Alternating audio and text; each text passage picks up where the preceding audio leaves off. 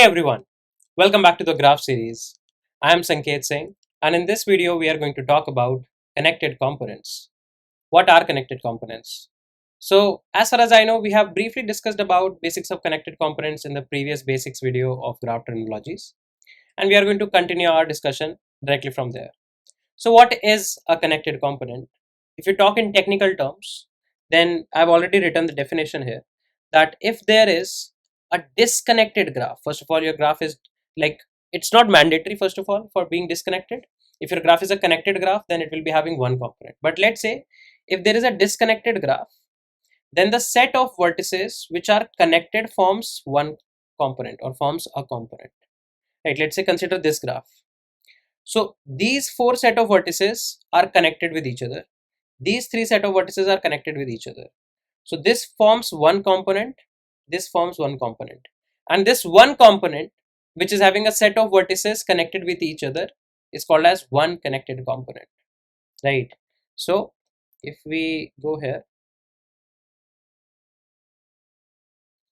and we write what is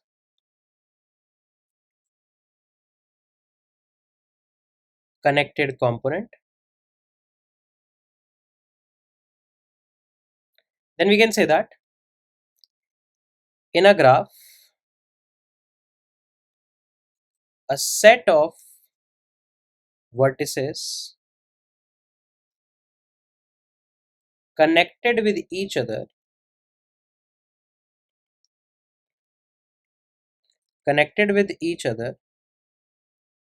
forms one connected component,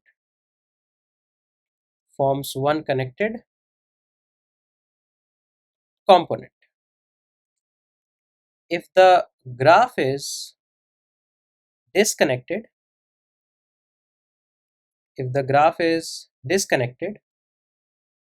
then it will be having more than one connected component.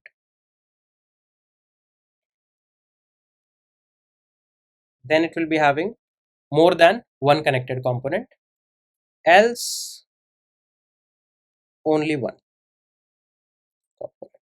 So else means if it is a connected graph, then it will be having only one component. If it is a disconnected graph, then it will be having more than one connected component, because in a disconnected graph there are some vertices between which there is no path, and this is the property that connected component, I would say, really works on. That if you have a set of vertices which are connected with each other, there is some path based on which you are able to go from one vertex to another vertex, then that set of vertices is going to form one connected component. So if let's say you have a graph like this,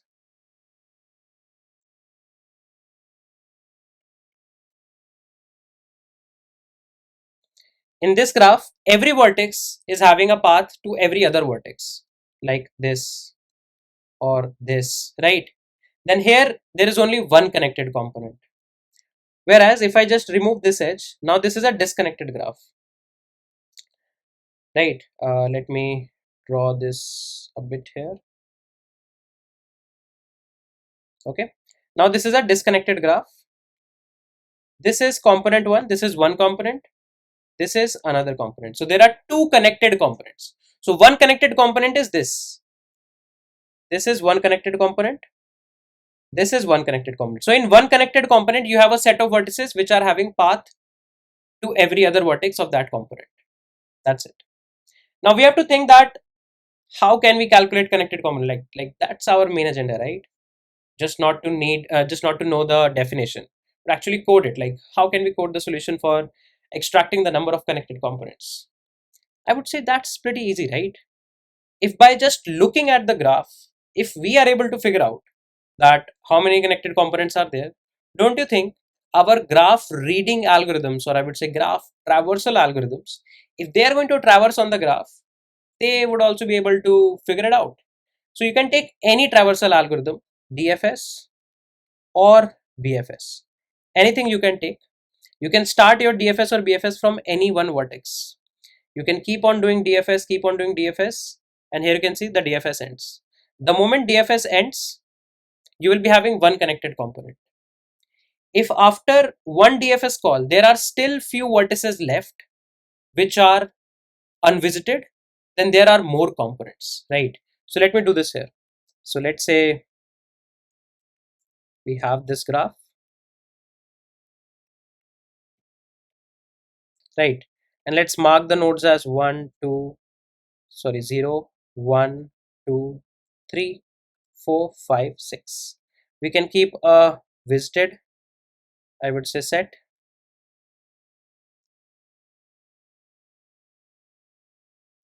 This is for 0, 1, 2, 3, 4, 5, 6. Okay. Now what we can do, we can start our DFS, let's say from the source 0. We'll say from 0, you go to 1. The moment you touched 0, you marked it as visited. Let's say just true. This is visited array. And you went to 1. Right. From 1, you will first mark yourself true. And then you went to 2. 2, you will mark yourself visited. You went to 3. 3, you mark visited. And from 3, you cannot go anywhere else. You will go back to 2. From 2, you cannot go anywhere else. You can go back to 1. From 1, you cannot go anywhere else. You go back to 0. Okay. So from 0, we have done the DFS. Okay. Now we go to 1. Can we do the DFS from 1? No, because 1 is already visited. Now we go to 2. Can you do DFS from 2? No, 2 is already visited. No point of doing the DFS again. You go to 3. Can we do DFS again from 3? No, no point of doing DFS again from 3. Now you go to 4. Now you go to 4. 4 is not visited. You can see 4 is not visited. You can start the DFS again from 4. So the moment you start another DFS, there is another component. So when you started this DFS, the connected components were at least 1. Now the moment you start another DFS call, whenever you go into the DFS function again, it is going to increase the connected component count to 2. So from 4, you will first mark 4 as true. You go to 5, 5 true. You go to 6, 6 as true. And this ends the DFS because from 6 you come back to 5, there is nowhere else to go. You come back to 4, there is nowhere else to go. Now you try to do DFS from 5, no point. It is already visited. 6 already visited. That's it. So this is the algorithm. Let me write the algorithm here. The number of times we start doing DFS or BFS will be the number of connected components, right? So all you have to do is just iterate over all of your nodes, check if the node is visited or not.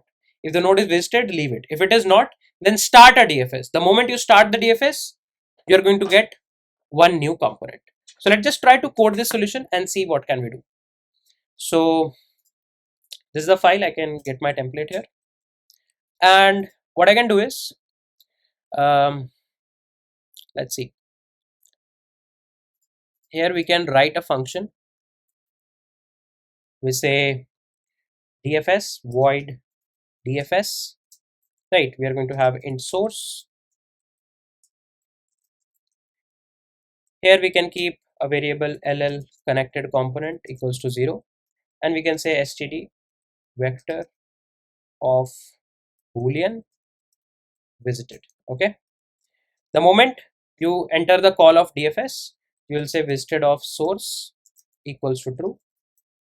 We'll be having a vector here that is going to represent our graph. So std vector of std list of int graph.